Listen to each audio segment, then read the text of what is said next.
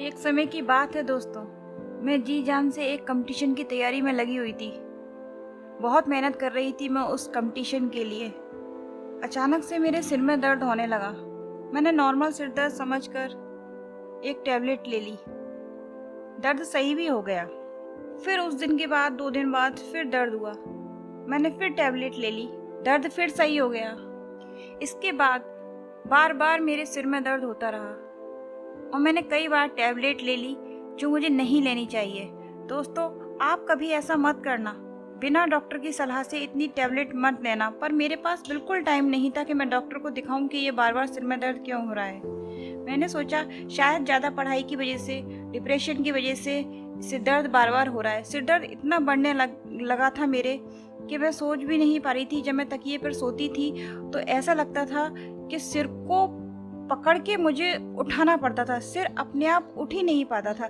लेकिन मेरा पेपर बिल्कुल पास आ गए थे। सिर्फ 2 दिन रह गए थे मेरे पेपर को। मेरे पास इतना टाइम नहीं था कि मैं डॉक्टर के पास अपना सिर दर्द दिखाऊं। सिर दर्द इतनी तेज होता था कि मैं तड़फने लग जाती थी और ये मेरा पीछे वाला सिर का हिस्सा बहुत ज़्यादा दर्द करने लग जाता था।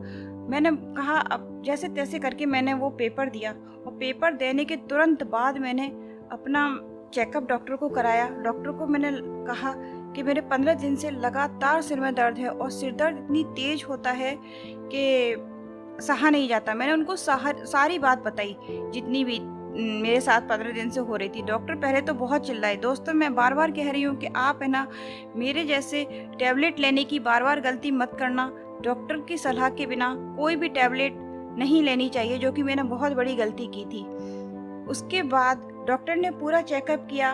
उन्होंने कहा कि आपका ब्लड प्रेशर बहुत हाई आ रहा है। ब्लड प्रेशर उन्होंने सोचा शायद ब्लड प्रेशर की वजह से, ब्लड प्रेशर 170-80 से ऊपर जा रहा था। उन्होंने सोचा शायद ब्लड प्रेशर की वजह से है। उन्होंने मुझे ब्लड प्रेशर की दवाई दे दी। मैंने 5-7 दिन खाई लेकिन मेरे सिर दर्द पर कोई भी असर नहीं हुआ। हाँ, ब्लड प्रेशर की दवाई खाने से ब्लड प्रेशर ज़रूर कंट्रोल में हो गया लेकिन सिर दर्द पर मेरे कोई असर नहीं हुआ। 7-8 दिन बाद मैं फिर डॉक्टर के पास गई। मैंने डॉक्टर से कहा कि मेरे तो सिर दर्द पर कोई असर नहीं हुआ है, जबकि मेरा ब्लड प्रेशर भी काफ़ी कंट्रोल में आ चुका है। डॉक्टर ने फिर ब्लड टेस्ट की कह दिया कि अब ब्लड टेस्ट के अलावा कोई और चारा नहीं है। फिर मैंने ब्लड टेस्ट करवाया तो उसमें मेरी प्लेटलेट्स काफ़ी डाउन आई। तो फिर उन्होंने प्लेटलेट्स कवर करने की सारी मुझे दवाइयाँ, जो भी चीज़ें होती हैं वो सारी बताई। फिर 5-6 दिन बीत गए। मेरी प्लेटलेट्स भी काफ़ी कवर हो चुकी थी। 5-6 दिन बीत गए लेकिन सिर दर्द पर मेरे कोई भी असर नहीं पड़ा। दोस्तों, ये जो मैं किस्सा आज सुना रही हूँ ये एक अध्यात्म से जुड़ा हुआ है, लेकिन फिर भी मैं बार बार कह रही हूँ कि बिना डॉक्टर की सलाह से कोई भी दवाई नहीं लेनी चाहिए। उसके बाद मेरे प्लेटलेट्स भी काफ़ी कवर हो गई पर सिर दर्द मेरा वैसा का वैसा ही था। एक हिस्से में तो मेरे ऐसा लगता था कि जैसे कि सिर दर्द बहुत ज़्यादा तेज हो रहा है। फिर उसके बाद मैंने डॉक्टर को फिर बताया तो उन्होंने कहा कि अब आपके पास सिटी स्कैन के अलावा कोई और चारा नहीं है, कि अब तो आपको सिटी स्कैन कराना ही पड़ेगा। सिटी स्कैन का नाम सुनकर मैं भी बहुत टेंशन में आ गई थी कि अब तो कोई ना कोई ज़रूर बड़ी बीमारी सिर के अंदर हो गई है। सिटी स्कैन का नाम सुनकर मेरे परिवार वाले भी काफ़ी घबरा गए कि कुछ ना कुछ अब तो कोई बड़ी प्रॉब्लम हो गई है। पूरी तरह से तैयार थी कि हाँ, अब तो माइंड से संबंधित जो भी बीमारी होती है वो कुछ ना कुछ है। जब घर आ रही थी दोस्तों, मैं एक गांव में रहती हूँ। मुझे सिटी स्कैन के लिए शहर से बाहर जाना था। तो मैंने कहा कि ठीक है, अब तैयार थी बड़ी बीमारी के लिए कि हाँ, अब तो कुछ ना कुछ निकलेगा ही। जब छोटी छोटी चेकअप में कुछ नहीं निकला तो अब तो माइंड के अंदर ही कोई प्रॉब्लम है। बहुत रोना आ रहा था। बहुत अजीब अजीब ख्याल आ रहे थे कि शायद बहुत बड़ी बीमारी, ज़्यादा नहीं चल पाऊँ। पर कुछ भी अच्छे ख्याल कुछ भी नहीं आ रहे थे। पर थोड़ी सी आध्यात्मिक होने की वजह से मैंने कहा कि अब अपन सिटी स्कैन के लिए तो चेकअप के लिए जा रहे हैं। शाम को जो भी रिपोर्ट आएगी, डॉक्टर से अपॉइंटमेंट ले लिया। मैंने कहा एक बार अपन हनुमान जी के दर्शन कर लेते हैं। हनुमान जी को मैं बहुत मानती हूँ, थोड़ी सी आध्यात्म हूँ, क्योंकि मुझे ऐसा लगता है कि सबके साथ एक शक्ति जरूर जुड़ी रहती है जो अपन को बहुत शक्ति देती है। वो एक अदृश्य शक्ति अपने पास रहती है। जो मैंने कहा हनुमान जी के दर्शन करके अपन फिर चलेंगे। हनुमान जी के मंदिर पहुँचते ही जब उनके आंगन में बैठी हाथ जोड़कर, अरे भगवान ये क्या दे दिया, पता नहीं क्या निकलेगा शाम को उस रिपोर्ट में।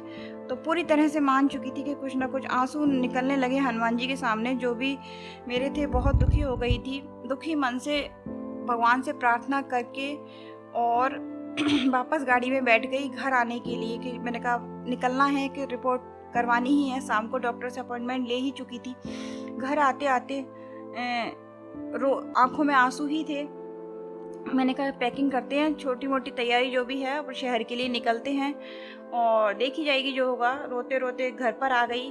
घर पे सब पैकिंग में लगे हुए थे, ज़रूरी सामान रख रहे थे।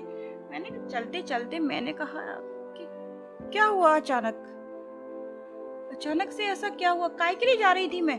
अचानक से, सही में आप विश्वास नहीं करोगे कि मेरे जो सिर दर्द के कारण जो मैं तड़फ रही थी, जो इतना सिर दर्द था कि मैं तकिए पे लेट जाती थी कि उठ भी नहीं पाती थी, वो सिर दर्द बहुत मामूली हो चुका था।